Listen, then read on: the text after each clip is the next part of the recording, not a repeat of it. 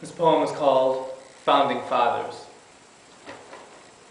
Oftentimes we talk about human rights and the visions of our founding fathers, but what I have here today will not be in any classroom of our parents or our children. These are the human wrongs. When our liberators wrote their bold Declaration of Independence and the Constitution, it was a document meant to protect the pockets of their wealth, so sly and stealth. The revolution was a check for intellect. Our core democratic values only led to avenues in which our founding fathers contribute to the illusion of confusion. Our third president, Thomas Jefferson, slept with a slave. Sally Hemings had 7 of his children. They dug their own graves and ran his mansion, feeding more to his passion of greed which led him to succeed. All of this only to gain profit for a master under the religious institution of slavery and massacre. His success gave him a life of happily ever after. Fast forward some 200 years to present day, where we are kept on alert by our fears. We are weary of our peers because they have long beards. The Homeland Security has robbed us of purity, so I am an American soldier fighting to protect our unity.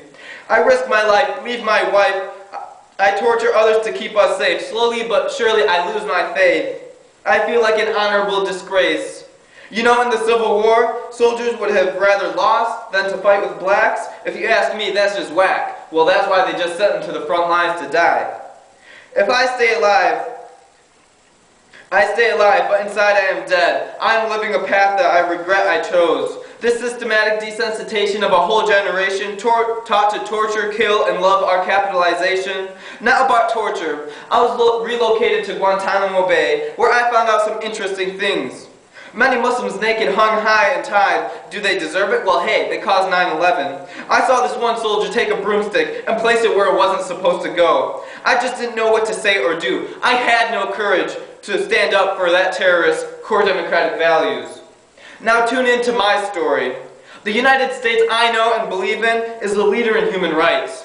I wish that statement were true. I might have to holler at Fidel Castro because many of us have forgotten about Guantanamo. But we all know about terrorists and those crazy Arabs who like to blow stuff up. Living my life with this beautiful name, I get profiled with my every transaction. What a shame.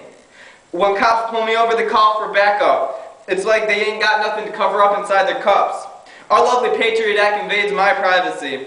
But I say bring it, search everything about me. You'll find out that I'm no different than you, your brother, or sister. I have caused no felony. I just want to live free. Our founding fathers have made great strides, putting our nation on the top of the line. But they are the reason this treason exists. Why is it we see them as glorious geniuses when their slaves built their houses, made them wealthy, kept their children healthy, and built Washington, D.C.? Oh, Thomas Jefferson, why did you say interracial marriages were demeaning to whites? Oh, George Washington, why is it you couldn't lie? And Ben Franklin? Well, I like him. He created electricity. I'm a proponent of human rights, but I am no founding father. I commit no human wrongs. I just remain strong, providing for you an open queue, this wealth of information different from any other. Let me take this history and bring it to life, so the next time you turn on the TV, news, or read a newspaper, check out the real history behind the information they taper. The America I know and believe in should be the leader in human rights, not the wrongs. Now, if I could go back in history, I would tell Thomas Paine to dedicate Common Sense to George Bush.